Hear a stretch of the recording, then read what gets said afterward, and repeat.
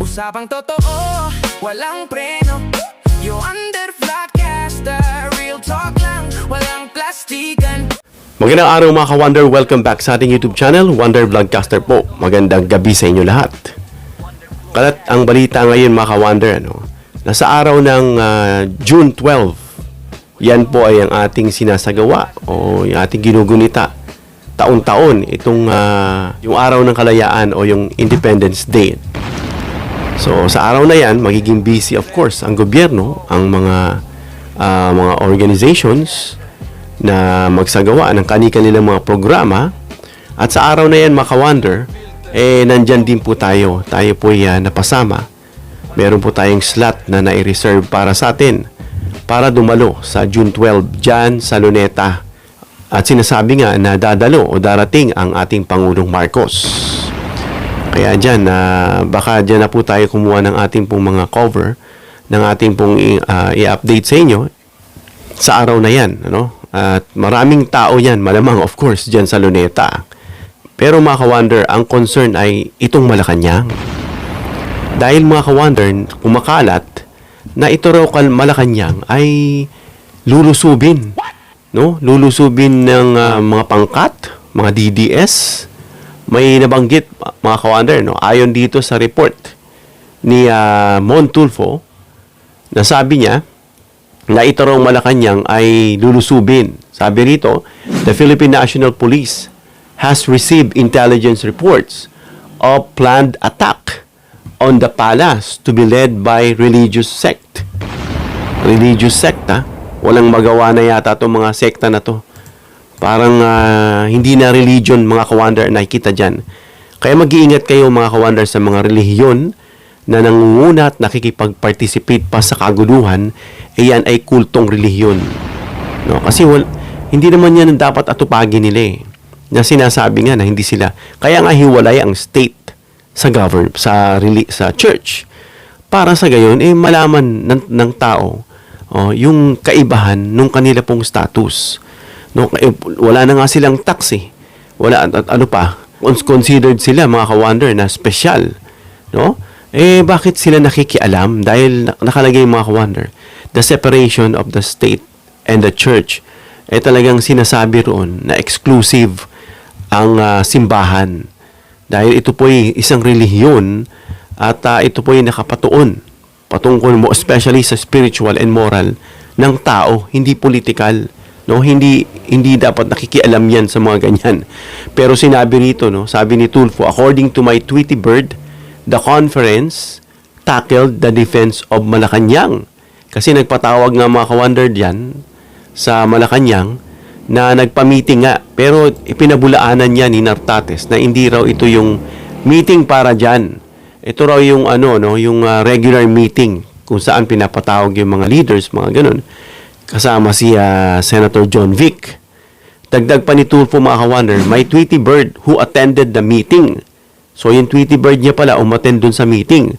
So malamang isa itong media, itong Tweety Bird niya. Kung hindi media, may pwesto dyan sa gobyerno.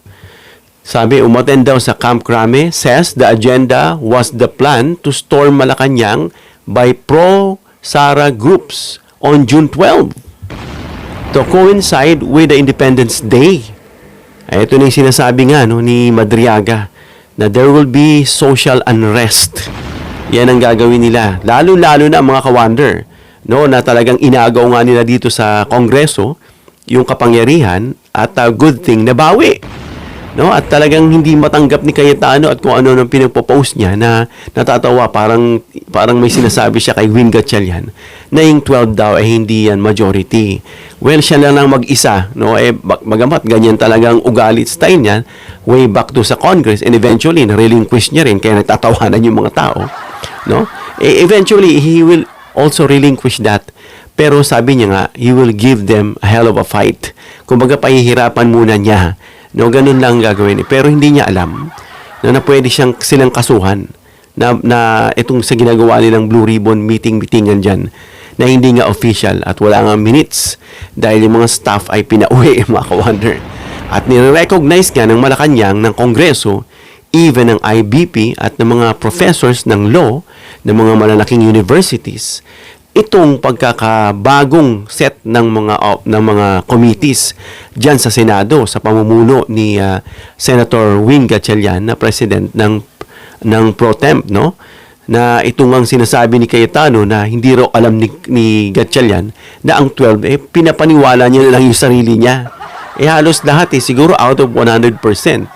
Siguro 10% lang yung naniniwala sa kanya. And of course, yun yung mga DDS at sila, no? So, tinaon ito sa araw ng Independence Day, pero sinabi nga dyan nung general, no, na itong meeting na ginawa dyan sa Krami ay walang kinalaman daw doon. No, sabi ni Tulfo ulit, kasalukuyang nagmi-meeting ngayon ang lahat ng PNP regional directors sa Camp Krami. Biglaan daw ang meeting, no? Biglaan ipinatawag ang mga regional directors at mga hepe ng iba't ibang units. Closed door daw ang meeting, mga kawander. At ang sinasabi ni Tulfo, yan daw yung tungkol dito sa paglusob nitong mga religious group sa darating na Independence 12 na nandyan nga kami sa Luneta, no, at dadalo ang Pangulong Marcos. Sabi ni Tulfo ulit, walang media nandoon sa conference si DILG Secretary John Vic Remulla, di pa man malaman kung anong pinag-usapan nila. So yun ang sabi, ulat nitong si Mon Tulfo. So, pero nga, pinabulaanan. Pero who knows? No, dahil alam na natin, every activity ng mga big event, sinasabayan yan ng mga panggugulo. No, kaya expect the unexpected. Sabi nga, always expect the unexpected. So, araw na yan, dun po tayo, magko-cover tayo. Abangan nyo, baka mag-live na lang po tayo. At isi-share ko sa inyong kaganapan. At sa June 10 naman, mga kawander, ay nandyan kami sa COMELEC para ipadinig sa COMELEC yung boses nating mga tao. Yung ating boses na gusto nating baguhin ang Philippine Constitution, no? Yung isang constitution na better constitution na more of favor sa kapakanan ng tao, no? Yung fit sa ating tradisyon, sa ating kultura, sa ating geographic, sa ating social status, sa ating society, no? Sa ating economy, yun lahat nakabase doon, mga kawander. Even yung leadership na sinasabing federalism unicameral, ano, amin pong yung iparirinig doon sa COMELEC. Kaya kung may oras kayo, that's gonna be June 10, no, 9 a.m. to 11 a.m. doon po sa COMELEC mismo dyan sa Maynila. Kaya kung may oras kayo, mga kawander, samahan nyo kami. At pagtulungan nating iparinig sa kanila na dapat na talagang baguhin yung ating lumang constitution, ano? Na ito nga ay nakuha natin originally, no, doon sa constitution ng Amerikano. At dapat diyan inaayos kung ano yung fit sa ating mga Pinoy, ano? So yan, dapat at alam natin, mga kawander, magde-deploy diyan ng maraming kapulisan, mga armies, no, ng mga ASO para i-secure yung perimeters ng Malacanang at nitong Luneta na kung saan diyan gaganapin itong pagdiriwang nga sa June 12 na nasabi nga sa akin na darating ang Pangulong Marcos. At tayo po ay fortunate na nakakuha ng VIP slot para tayo po ay malapit sa Pangulo. At ganun din, mga kawander, dito sa 10 sa COMELEC, pumunta po kayo, no? At isa pang magandang balita, mga kawander, no, na alam natin na itong inuusig nila na ill-gotten wealth ng mga Marcos, sinasabi nila na corrupt. Laging tinatanong sa akin, itong mga Marcos, ano sa tingin nyo yung mga wealth yan? Ninakaw yun? Corrupt ba yan? Ako naman lagi kong pinagtatanggol dahil nga kung yan nga talaga ay corrupt, dapat hindi nila napanalo yung kaso ron sa trial of the century. Doon pa lang malalaman mo kung talagang guilty o hindi. At ang lumilitis dyan ay hindi mga local Pinoy, iba-ibang bansa. At yan pong lahat ay pinanalo ni Imelda Marcos.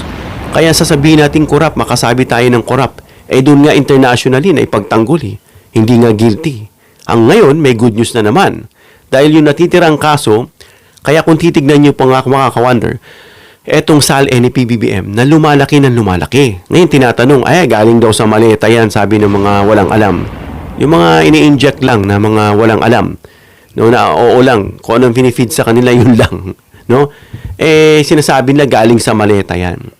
Sabi ni PBBM sa kanyang interview, yung mga kaso ngang naipanalo nila. Ngayon nililinaw, anong kaso? Abogado si Liza Araneta, may hinawakan ba siyang kaso? Yun ba? Hindi, ang tinutukoy doon. Ang tinutukoy doon yung matagal ng kaso na sinasabi ng mga ill-gotten wealth na unti-unting naipapanalo ng pamilyang Marcos, kaya nakukuha nila yung pera. Ang term kasi doon is nire-recover Pero hindi nga yun mapapatunayang ill-gotten dahil nga naipagtatanggol nila at nananalo. So lahat ng mga nababawi nilang pera nila, naibabalik sa mga Marcoses. For sure, nakakakuha din si Amy Marcos, si Irene Marcos, yung isang Amy Marcos, at si PBBM, no? At si Madam Imelda. So lumalaki yung SALN niya, umabot ng mga bilyones na, o 1 billion mahigit, no?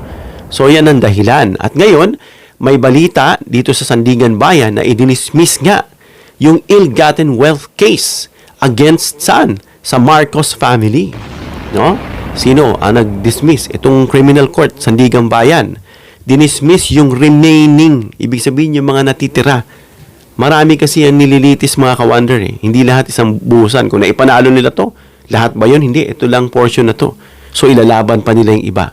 Hanggang sa naipapanalo na itong remaining government case na isinisik nga to recover the alleged ng term pero pag sinabi kasing alleged parang may pagka sort of nakakonnotated na sinasabi yung ill-gotten wealth of the late former President Marcos Sr. and his family.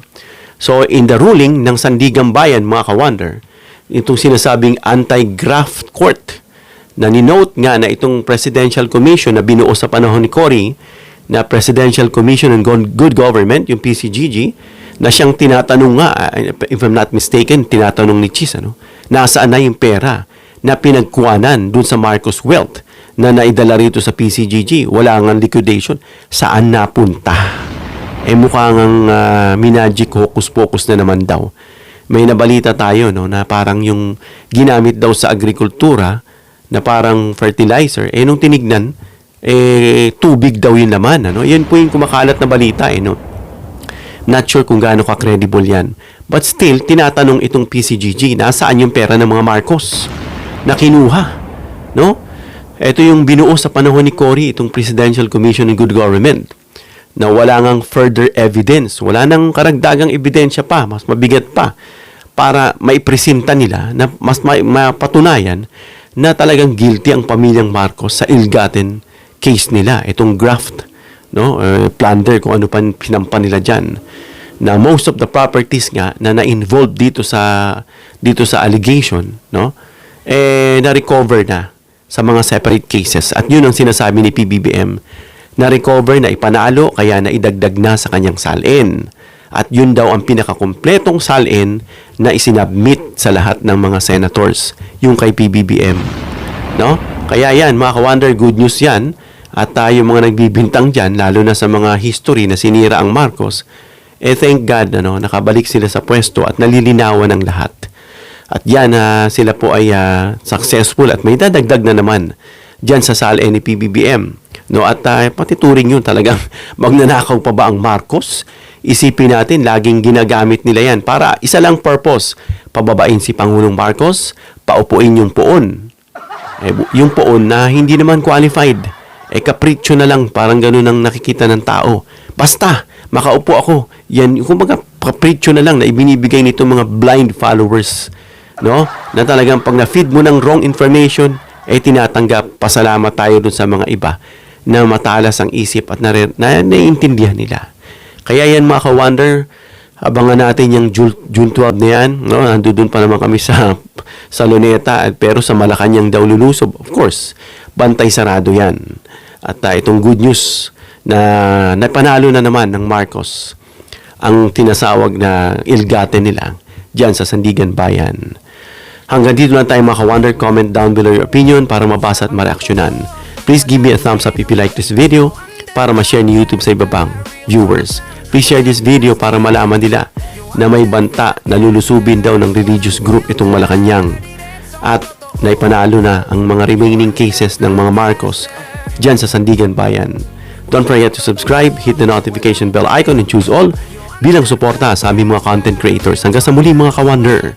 God bless.